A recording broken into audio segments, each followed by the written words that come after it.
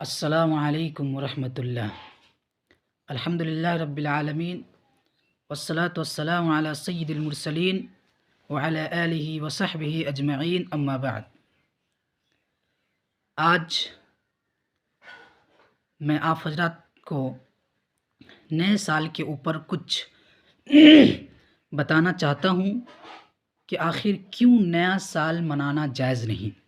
جی ہاں، یہ نیا سال جو دوسرے قوم کی تہوار ہے، جس کے اندر بے شمار برائیاں کا مجموعہ ہوتا ہے، جیسے شراب ہو، رقص و سرور کا محفل ہو، اور اس طرح سے بے حیائی کے اڈے قائم کیے جاتے ہیں۔ اس وجہ سے اور دیگر بہت ساری وجوہات اس نئے سال کے اندر ہوتی ہے، جس کی وجہ سے اسلام صاف نئے سال کو منانے سے انکار کرتا ہے۔ جیسا کہ نبی کریم صلی اللہ علیہ وسلم کا ارشاد گرامی ہے، حدیث سنن ابی داؤد ہے۔ نبی کریم صلی اللہ علیہ وسلم کہتے ہیں کہ من تشبہ بقوم فہو منہم، کہ جو جس قوم سے مشابہت اختیار کرتا ہے وہ انہی میں سے ہے۔ اور یہ نیا سال منانا یہودی، نصارہ اور دوسرے قوموں کا شیوا ہے، تو بھلا ہم اس کے اندر کیسے ملوث ہو سکتے ہیں؟ ایک تو یہ وجہ ہوئی۔ دوسری وجہ یہ ہے کہ نبی کریم صلی اللہ علیہ وسلم نے مسلمانوں کو یہ بتا دیا کہ مسلمانوں کے لیے صرف اور صرف دو تہوار ہے، تو صرف دو تہوار ہے، اور وہ ہے عید الفطر اور عید الاضحیٰ۔ پھر عید الاضحیٰ اور عید الفطر کو چھوڑ کر ہم ایک اور تہوار کیسے ایجاد کر سکتے ہیں؟ اس لحاظ سے بھی نیا سال کا منانا اور اس کا سیلیبریشن کرنا بالکل بھی درست اور جائز نہیں ہے۔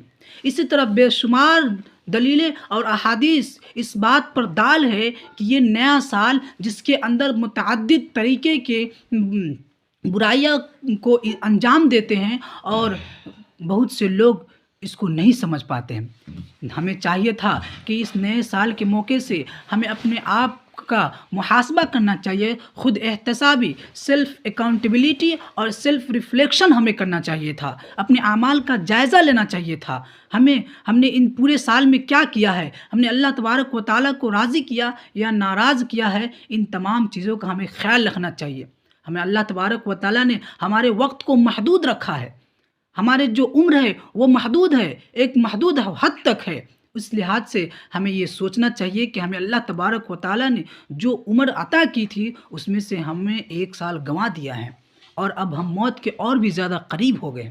تو ہمیں سیلف اکاؤنٹیبلٹی کرنی چاہیے، اپنے نفس کا محاسبہ کرنا چاہیے کہ ہم نے ان سالوں میں کون سی نیکیوں کو انجام دیا ہے اور کتنے